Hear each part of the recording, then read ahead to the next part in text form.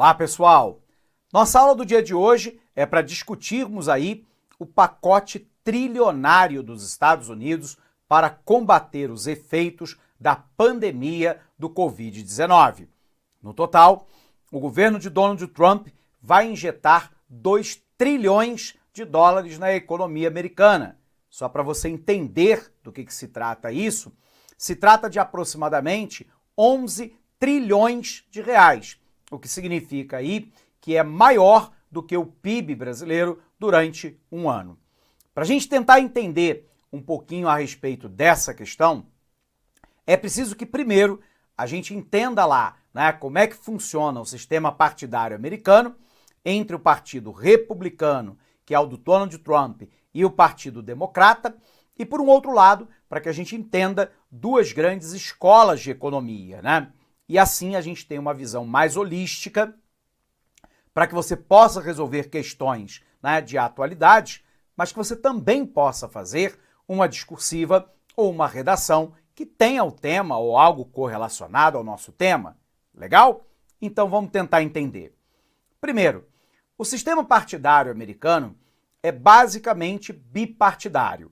De um lado, eu tenho um partido que é considerado conservador, alguns diriam, né, um partido de direita, né, que é o Partido Republicano, que sob o ponto de vista econômico sempre foi um partido mais liberal. A ideia do liberalismo econômico, né, mais recentemente vinculado ao neoliberalismo econômico, são aqueles que defendem a tese de que o Estado não deve intervir na economia, que todas as vezes que o Estado intervém, ele cria uma assimetria de relações entre produtores e consumidores, e que isso traz ineficiência econômica e prejuízo para ambos. Eles creem que o mercado é um mercado autorregulado, basicamente pela lei da oferta e da demanda. Eles acreditam na ideia de liberalização comercial, de desregulamentação de mercados, do mercado financeiro e também do mercado de trabalho, e acreditam lá na livre capacidade do mercado em auto-equilibrar-se, ou seja, na tese do equilíbrio geral dos mercados. Ponto. Do outro lado, nós temos o Partido Democrata. Esse Partido Democrata, ele está muito mais ligado a um pensamento que no Brasil nós chamaríamos de centro-esquerda. O Partido Democrata é um partido considerado, e aqui não vai qualquer tipo de julgamento de valor, considerado, né, como progressista. Ele está muito mais vinculado, né, ao pensamento da liberdade de expressão, da defesa de grupos minoritários, como, por exemplo, a pauta LGBT. Ele está muito ligado a movimentos antirracistas nos Estados Unidos e a propostas de uma distribuição mais equitativa e igualitária da renda com maior intervenção governamental. Então, nesse sentido, o Partido Democrata ele é mais intervencionista na economia e remete, em alguma medida, para o pensamento de John Maynard Keynes. Keynes, um economista britânico que vai fazer uma análise, né, da crise de 1929, num livro lançado em 1936, chamado A Teoria Geral do Emprego, do Juro e da Moeda, faz, né, uma análise demolidora, né, do pensamento liberal clássico e do pensamento neoclássico. E ele propõe que o Estado deva intervir para corrigir as ineficiências de mercado. Ele não acredita que o mercado por si só chegue a um equilíbrio geral e que o mercado apresenta uma série de falhas e que a intervenção governamental pode ser necessária para corrigir, né, essas falhas, garantindo um sistema mais eficiente dentro do próprio capitalismo. Aqui, o pensamento de Keynes e do Partido Democrata não tem nada de pensamento socialista, comunista ou coisa que o valha. O que ele está propondo é uma intervenção qualificada do Estado na economia para garantir a sobrevivência do próprio capitalismo. Bom, dentro desse cenário, então, era de se esperar que diante da pandemia Covid-19, como o presidente Donald Trump, ele está muito mais ligado a um pensamento mais conservador e, portanto, mais liberal no âmbito econômico, que os Estados Unidos pouco atuasse em termos governamentais para tentar equacionar os efeitos da crise. Mas, como a gente vai ver ao longo dessa aula, o que ele está fazendo é exatamente o inverso. Bacana? Vamos botar isso no quadro? Dá uma olhada para cá.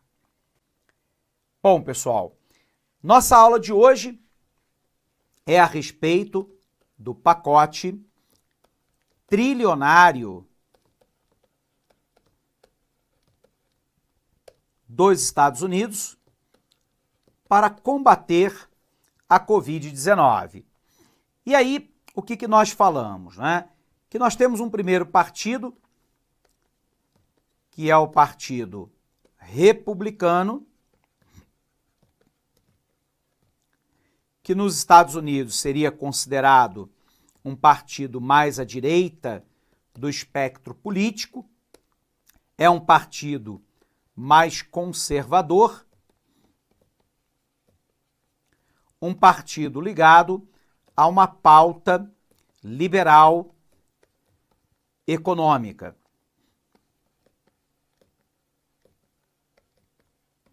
Lembrando que esse é o partido de Donald Trump.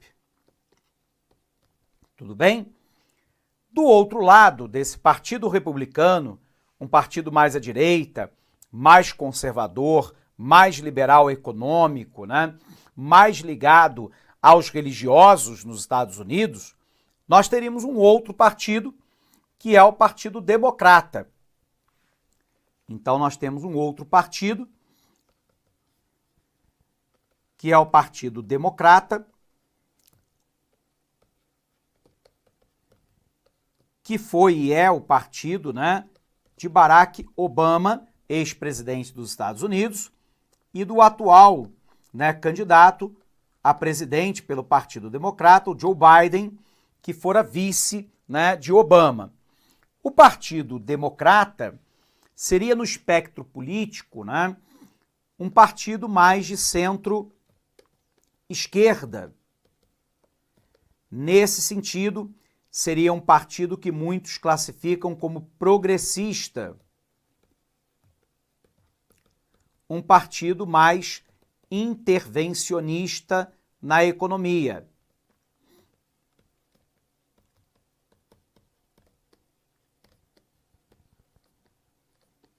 Bom, feita essa caracterização, né, do Partido Democrata, o partido do ex-presidente Barack Obama, do atual candidato a presidente dos Estados Unidos pelo Partido Democrata, o Joe Biden, que fora vice de Obama, né? A gente tem um partido mais de centro-esquerda, mais progressista e mais intervencionista dentro da economia.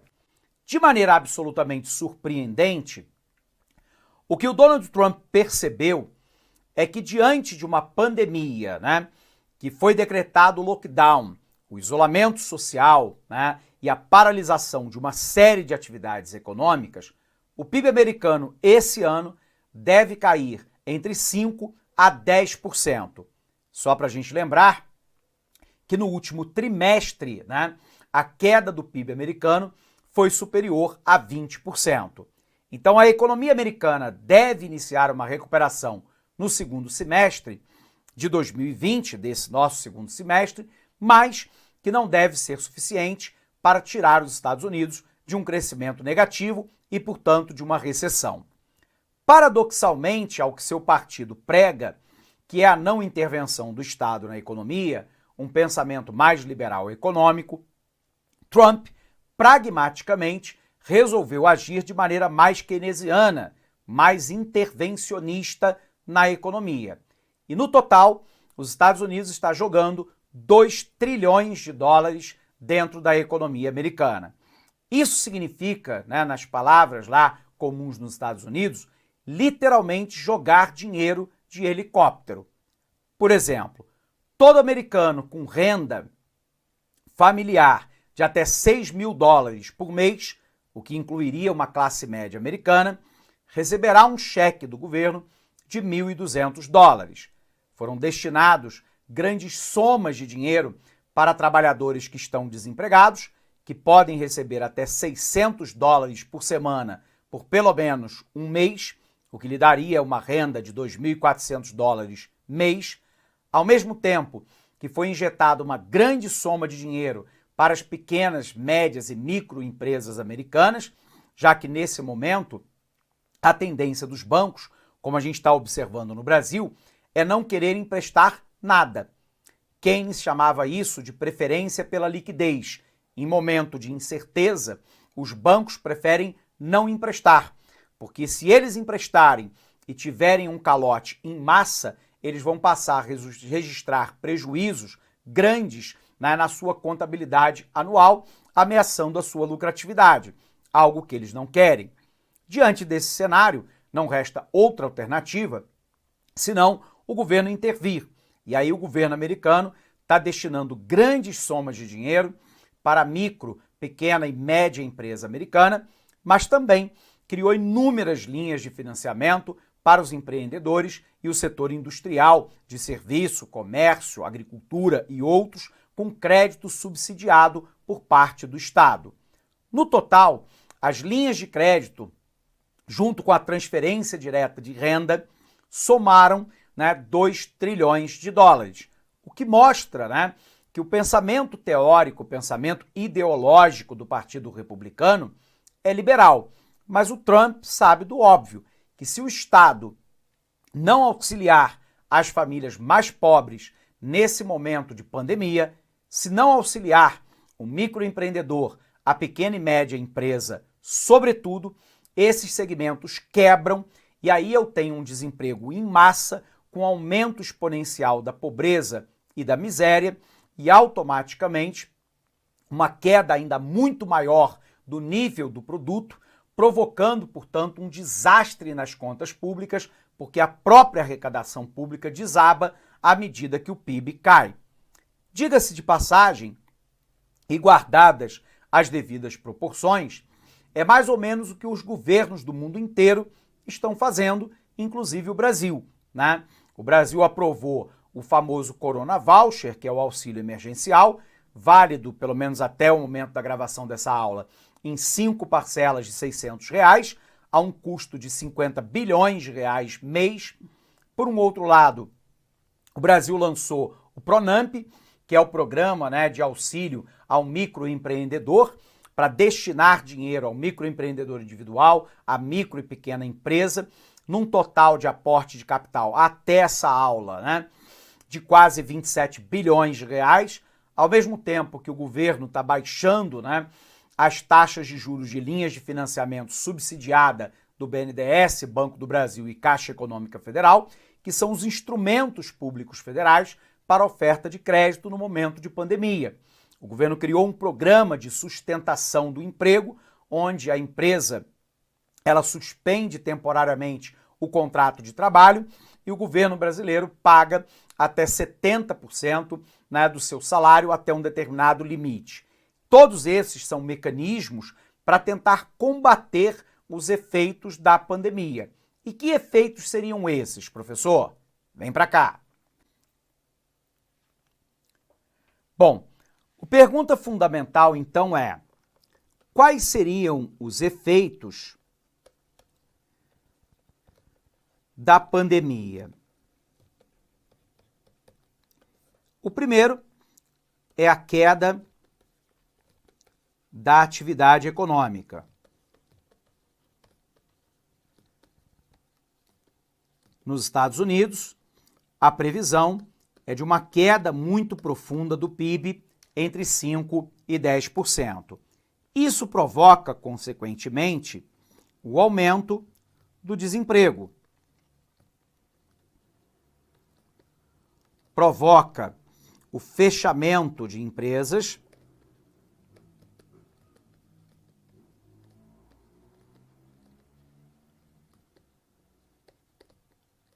o aumento da pobreza e da miséria.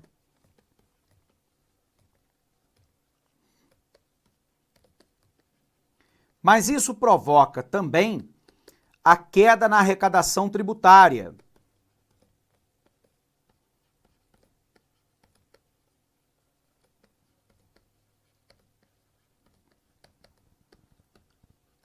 A queda na arrecadação tributária e o aumento dos gastos governamentais tendem a aumentar o déficit e a dívida pública. Lembrando que déficit, né, é quando eu tenho um gasto que é maior do que a receita pública. E o somatório desse déficit acumulado forma o que nós chamamos de dívida pública. Então, só para darmos um panorama, né, inicial, quais são os efeitos da pandemia quando eu tenho a paralisação das atividades, a necessidade do isolamento social, em muitas áreas o lockdown e, portanto, né, a queda do nível da atividade econômica, o aumento exponencial da taxa de desemprego, o fechamento, né, de inúmeras empresas por falências e concordatas,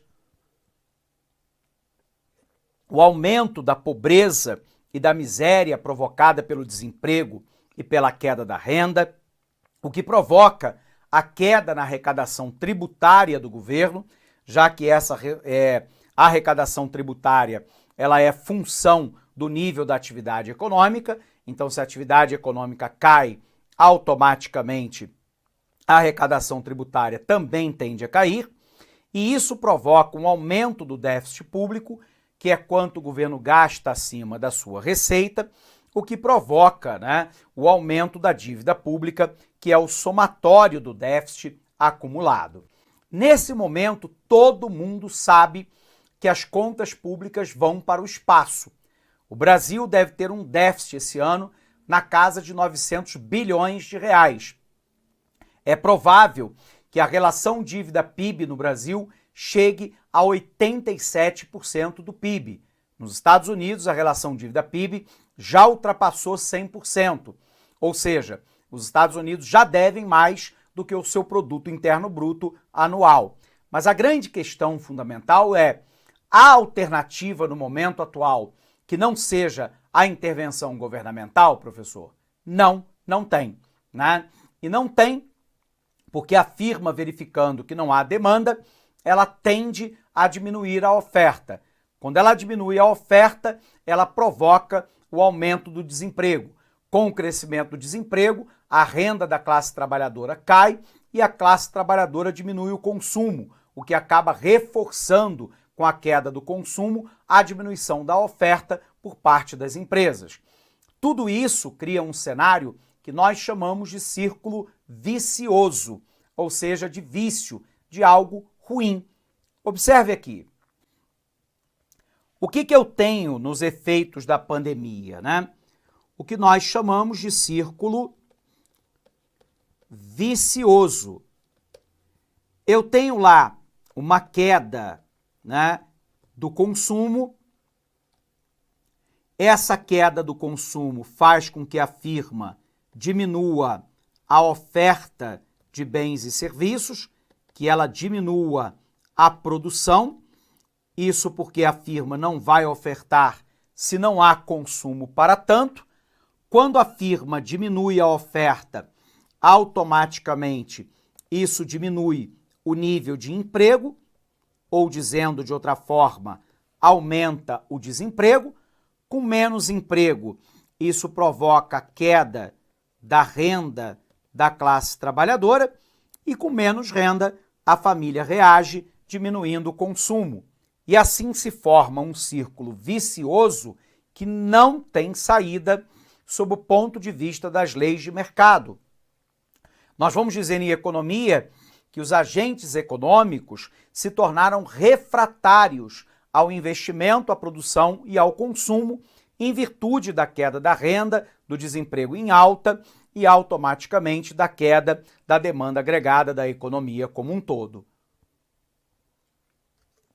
Para tentar quebrar esse círculo vicioso é que ocorre, né, a intervenção governamental, tal qual proposta e prevista por Keynes em 1936, né, no livro lá, Teoria Geral do Emprego, do Juro e da Moeda, Keynes vai dizer que o único que pode romper esse ciclo é a intervenção governamental, aumentando o gasto público, nesse caso da Covid-19, protegendo, né, as famílias mais pobres e miseráveis, os desempregados, os trabalhadores autônomos, os informais, né, mas ao mesmo tempo oferecendo crédito em larga escala, sobretudo para a pequena, micro, média empresa e para o microempreendedor individual, e talvez o governo aumentasse o seu gasto com investimento, algo que o governo Jair Bolsonaro optou por não fazer, mas é uma estratégia que vem sendo utilizada nos Estados Unidos, na China e também na Europa, ok? Então vem para cá, vamos tentar entender isso de perto. Pacote trilionário dos Estados Unidos contra a crise. Democratas e republicanos chegaram a um acordo para lançar o maior pacote de estímulos econômicos da história dos Estados Unidos. O valor total é consideravelmente maior do que o esforço de 2009, quando o governo injetou 800 bilhões na economia durante a crise econômica mundial de 2008-2009. No câmbio atual, o montante apresentado em 2020 pelo governo americano é maior do que o PIB brasileiro, que em 2019 foi de 7,3 trilhões de reais. Observe aqui como que as ideias são diferentes entre os partidos. Sob o ponto de vista do Partido Democrata e do Partido Republicano, qual é a filosofia que eles seguem? O Partido Democrata, né, é considerado um partido liberal, só que esse liberal aqui não é o liberal econômico, tá? É o liberal político, né, de defesa, né, das liberdades individuais, da defesa da liberdade de manifestação, de organização, liberdade de imprensa, voto livre, escrutínio secreto, etc. É considerado um partido de esquerda. O Partido Republicano é um partido mais conservador, mais ligado a pautas conservadoras, algumas delas ligadas a alguns movimentos religiosos. É considerado um partido de direita. Sob o ponto de vista das ideias econômicas, os democratas defendem a existência de um salário mínimo e que os impostos sejam maiores para quem tem renda mais alta. Já os conservadores republicanos defendem que os salários devem ser estabelecidos pelo mercado e que os impostos devem ser iguais, independente da arrecadação.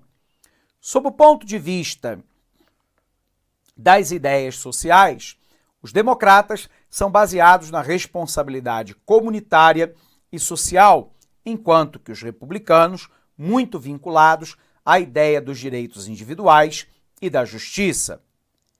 Sendo assim, a expectativa do governo americano é que, à medida que tem efeitos consideráveis, gerando mais de 4 trilhões em atividade econômica. Nós chamamos isso de multiplicador fiscal. Para cada R$1 gasto pelo governo, isso gera mais de R$1 de gasto na economia como um todo. Como o governo americano está gerando, né, um gasto de 2 trilhões, então os Estados Unidos, né, estão injetando 2 trilhões na economia, eles estão imaginando, né, que o chamado multiplicador fiscal seja da casa de 2. Ou seja, eu injeto 2 trilhões e a economia me gera 4 em atividade econômica. O pacote tem como objetivo ajudar empresas, famílias e o sistema de saúde e os governos locais durante a crise decorrente da pandemia do novo coronavírus. Segundo a agência Reuters, cerca de 500 bilhões seriam destinados apenas às famílias americanas. Seriam transferidos 1.200 por família, com adicional de 500 por filho e o limite seria de até 3 mil dólares. O jornal The New York Times afirmou que o principal alvo da medida seriam as famílias de baixa renda, com rendimentos anuais de até 99 mil dólares por ano. Outros 250 bilhões seriam usados para os benefícios aos desempregados. Uma mudança de regras passaria a abrigar profissionais autônomos nos programas de motoristas de aplicativo e trabalhadores freelancers, por exemplo, que entrariam na lista de beneficiário. A ideia é que o tempo de duração do seguro-desemprego seja estendido para 13 semanas. Nos Estados Unidos, o valor é semanal e, na maioria dos estados, dura por até 26 semanas. O valor semanal do benefício também seria elevado para 600 dólares durante 4 meses. Os governos locais também estão abarcados, recebendo aportes de 150 bilhões de dólares para o combate à pandemia, no que configura uma mudança no discurso de Donald Trump. Em 16 de março de 2020, o presidente havia orientado os governadores a buscarem equipamento médico por conta própria. Para as pequenas empresas, a ideia é criar programas de crédito com condições favoráveis que estimulem a manutenção do trabalho. Serão injetados 350 bilhões nesses negócios na forma de empréstimos. As empresas que mantiverem seus funcionários na folha de pagamento durante a crise poderão ter as dívidas com o governo perdoadas. A ideia dessa medida é garantir liquidez das empresas menores, mantendo o dinheiro circulando por meio de empréstimos com bons termos. Ao mesmo tempo, o governo incentiva a manutenção de empregos, garantindo que as pessoas tenham renda e consigam se manter durante o período de dificuldades da crise. Nos Estados Unidos, os pequenos negócios são responsáveis por cerca de metade dos postos de emprego na economia. E aí, professor, como é que é no Brasil? No Brasil, aproximadamente 75% do emprego é gerado nas micro, pequenas e médias empresas. E, portanto, esse é o segmento que deve ser alvo das políticas públicas, né? Porque se nos Estados Unidos os pequenos empreendimentos respondem por até 50% do emprego, no Brasil esse número chega até 75% do emprego. Além das pequenas empresas, o sistema de saúde também é um dos alvos mais importantes do auxílio do governo. Serão mais 100 bilhões destinados a hospitais e sistemas de saúde pelos Estados Unidos. Além disso, outros bilhões de dólares seriam usados para comprar material médico e hospitalar e também para ampliar o equipamento usado em testes de detecção do novo coronavírus. De maneira sintética, né, o pacote trilionário americano seria o quê? Primeiro, o que Trump chamou de dinheiro de helicóptero, né? Jogar dinheiro de helicóptero. 290 bilhões com pagamento de 1.200 dólares para cada americano. O auxílio aos desempregados, de 260 bilhões, trabalhadores demitidos receberiam 600 dólares por semana por até um mês. Pequenas e médias empresas, 377 bilhões, empréstimos para empresas com menos de 500 funcionários podem ser perdoados se forem usados para salários e aluguel. Companhias aéreas e grandes empresas, 536 bilhões. O fundo para apoiar o programa do Federal Reserve, do FED, o Banco Central Americano, de 45 trilhões, de 4,5 trilhões em empréstimos, as aéreas podem requisitar ajuda para cobrir custos de folha de pagamento. Para estados, hospitais e educação, 402 bilhões. Do total, 100 bilhões para hospitais, 16 bilhões para ventiladores, máscaras e outros suprimentos médicos. E o corte de imposto de 285 bilhões, que prevê crédito equivalente a 50% do imposto sobre a folha de pagamento das empresas que mantiverem os seus funcionários. Portanto, um esforço titânico, para tentar manter a maior economia do planeta andando nos trilhos. Os Estados Unidos têm um produto interno bruto da ordem de 18 trilhões de dólares, o que significa, então, dizer que os Estados Unidos estariam utilizando um percentual muito alto do seu PIB para tentar conter os efeitos da pandemia Covid-19. Legal? Bom, pessoal, encerramos então essa aula por aqui. Abraço forte para você. Clique like.